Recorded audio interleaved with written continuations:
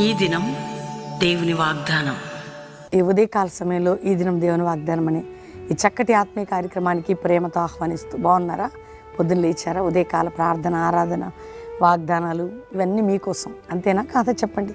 మిమ్మల్ని దేవుడు ప్రేమించి ఇచ్చిన అవకాశం కదా. దేవుని దగ్గర మీరు గడపాలా, దేవునికి దగ్గర అవ్వాలి, క్రీస్తులో ముందుకు సాగాలి. రక్షణ లేని వాళ్ళు, ఇది రక్షణ దినం.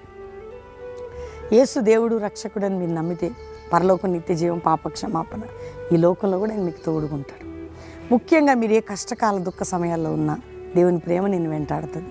కాబట్టి ఈరోజు ఓ చక్కటి మాట నేను చదువుతున్నాను. దేవుని వాక్యము యెషయా గ్రంథం 55వ అధ్యాయం 3వ వచనం. నేను మీతో నిబంధన చేసేదను. ఏంటి ఆ నిబంధన? దావీదుకు చూపిన శాశ్వత కృపను మీకు చూపుదును. దావీదుకి శాశ్వత కృప చూపాడట దేవుడు. మీకు చూపుదును అంటే ఆయన కృప ఏంటో దావీదు జీవితంలో ఏం చేసిందో తెలుసా అండి? హయ్యెస్ట్ పొజిషన్ స్పిరిచువల్గా, అన్ని విధాలుగా ఆయన కృప చూపితే ఒక వ్యక్తి హైగా వెళ్ళిపోతాడు. అర్థం చేసుకోండి, దావీదుకు చూపిన శాశ్వత కృప అంటే మీతో నిబంధన చేస్తాను నేను అంటున్నాడు.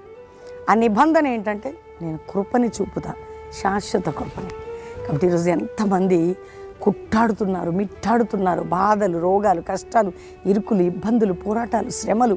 దావీదు జీవితంలో చూపిన కృప, శాశ్వత కృప అట్లా తీసుకెళ్ళినట్టు ఆయన నిన్ను కూడా దావీదు వల్లే దేవుడు శాశ్వత కృపను చూపి హెచ్చించదని ఈరోజు వాగ్దానం.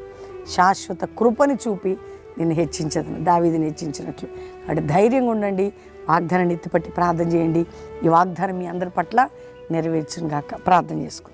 తండ్రి, ఉదయకాలం ఎంతమంది బిడ్డలు ఈ వాగ్దానం వింటున్నారో, రిసీవ్ చేసుకున్నారో, రక్షణ లేని వారికి రక్షణ, పాపక్షమాపణ, నానావిధ రోగ వ్యాధితో ఉన్న వారికి స్వస్థత, అప్పుల బాధ, ఆర్థిక బాధ, మానసిక ఒత్తిళ్లు, కుటుంబ పోరాటాలు, రోగాలు, వ్యాధులు, నిందలు, గాయాలు, అవమానాలు, అన్ని రకాల సమస్యల నుంచి విడిపించి అయ్యా కాపాడి భద్రపరిచి సేవకురాన్ని వారి పిల్లలని కాపాడి అయ్యా మా దేశమును, మా దేశ ప్రజలు ఎన్నో యాక్సిడెంట్స్, ఎన్నో మరణాలు, అయ్యా ఎన్నో పోరాటాలు కాపాడమని దయచేసి నీ కనికరం మా ప్రజల పట్ల చూపి కోల్పోయిన వారికి ఆదరణ, ధైర్యాన్ని మిగిలిన వారికి అనుగ్రహించి, ఇదిగో ప్రభా ఇతర దేశాల్లో మా ప్రియులు ఎవరున్నా వారికి విడుదల, సమాధానం, రక్షణ, క్షేమం, వారికి ఉద్యోగాలు, అన్ని విధాలుగా మీ సహాయం దయచేయండి.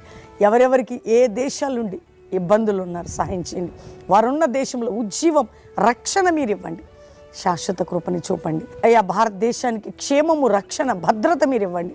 మా ప్రజల్ని, సంఘాలను ఉజ్జీవింపజేసి జాషువా జనరేషన్ లేపి అపోస్తుల సేవ, కల్వరి మినిస్ట్రీ శాశ్వత కృపనిచ్చి నిబంధన నెరవేర్చి అయ్యా ఈరోజు మ్యారేజ్ డే, బర్త్డే బిడ్డలకి నీ కృప